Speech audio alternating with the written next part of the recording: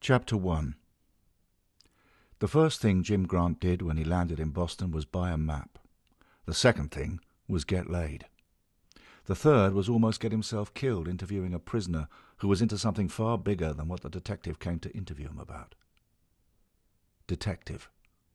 That sounded good, but Grant knew it was only a temporary assignment, while his inspector cleaned up the mess he'd left behind in Yorkshire.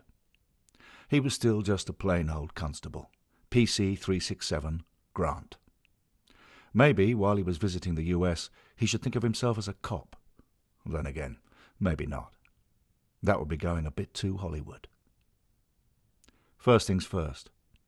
If he were going to find his way around Boston, he'd need a map. Ignoring the other passengers collecting their wheelie cases from the luggage carousel, Grant hefted the battered leather holdall in one hand and went in search of the concession stands. That was his first mistake. 3,000 miles from home, and trouble still managed to find him straight away. Logan International was bigger than Manchester Airport, but the basics were the same.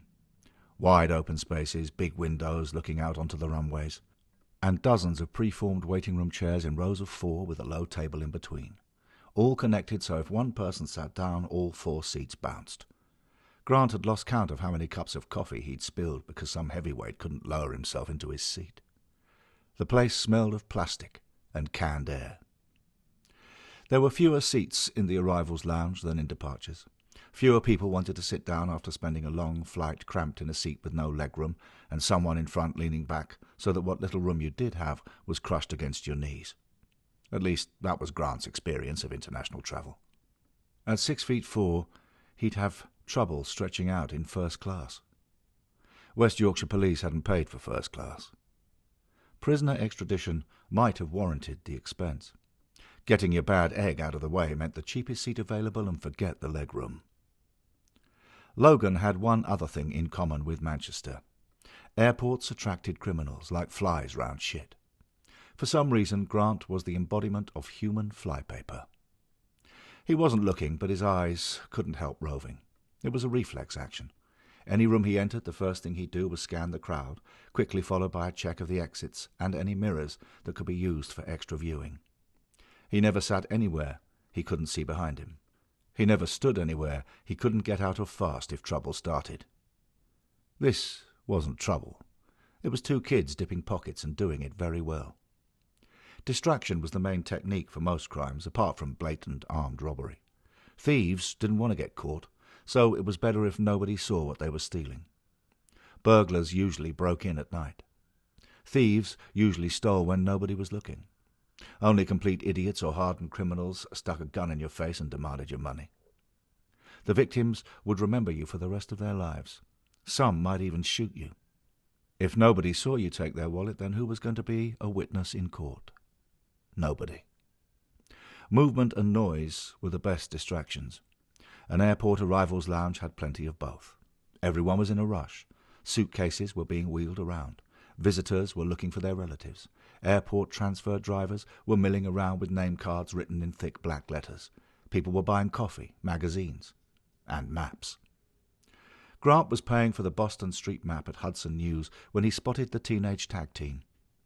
Their target was an attractive woman in a business suit he'd seen at the luggage carousels. Tidy figure, tight trousers, nice arse. He focused on that for a while, but his peripheral vision saw the hunters circling. Part of his brain wanted to chat to the businesswoman. Part of him wanted to arrest the pickpockets.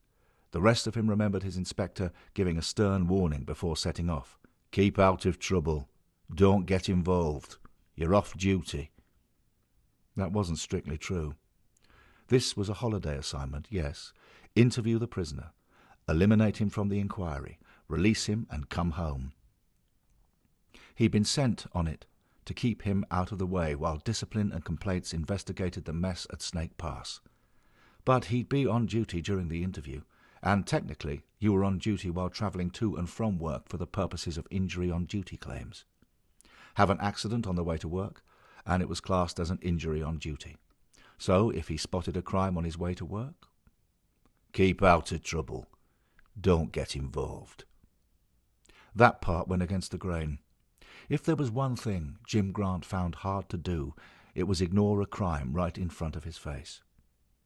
Bad guys did bad things. It was up to the good guys to stop them. Grant was one of the good guys. Always had been. Keeping out of trouble should be easy with a pair of teenagers. Maybe 13 or 14.